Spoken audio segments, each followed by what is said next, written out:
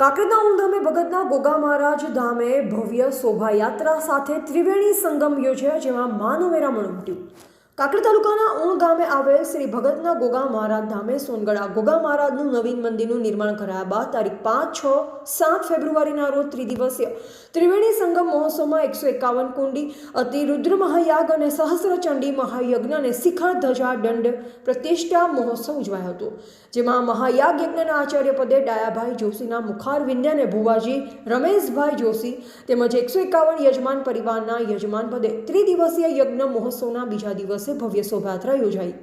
Drone દ્વારા પુષ્પવર્ષા કરાઈ। આ પ્રસંગે ભુવાજી રમેશભાઈ જોશી દ્વારા પધારેલ મહાનુભાવનું શાલ અને ફોટો આપી સન્માનિત કરાયા। બાદમાં રમેશભાઈ ભુવાજીનું ઉમેદપુરા ગોગાધામના ભુવાજી નારાયણભાઈ દેસાઈ સોનાની પાઘડી અને 21,000 રૂપિયા રોકડ આપી સન્માનિત કર્યા। આ શોભાયાત્રામાં હજારોની સંખ્યામાં ભાવિ ભક્તો જોડાયા હતા।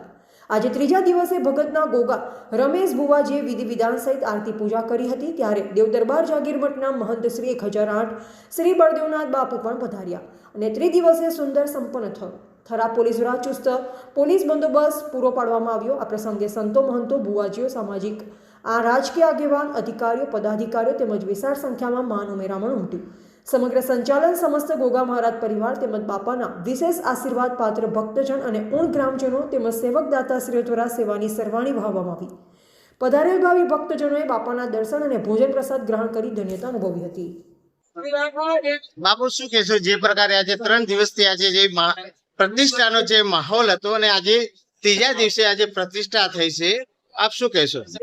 બસ ગોગા મહારાજના આશીર્વાદથી हमारो त्रिदिवसीय त्रिवेणी संगम 151 कुंडी, अतिरुद्र सहस्त्र चंडी शिखर ध्वजादंड प्रतिष्ठा महोत्सव भोलानाथना आशीर्वादथी, गोगा महाराजना मां भगवतीओना आशीर्वादथी અને 18 આલમની પબ્લિકે દર્શનનો લાભ લીધો અને સુખરૂપ ગોગા મહારાજના આશીર્વાદથી અમારું કાર્ય પરિપૂર્ણ થયું છે।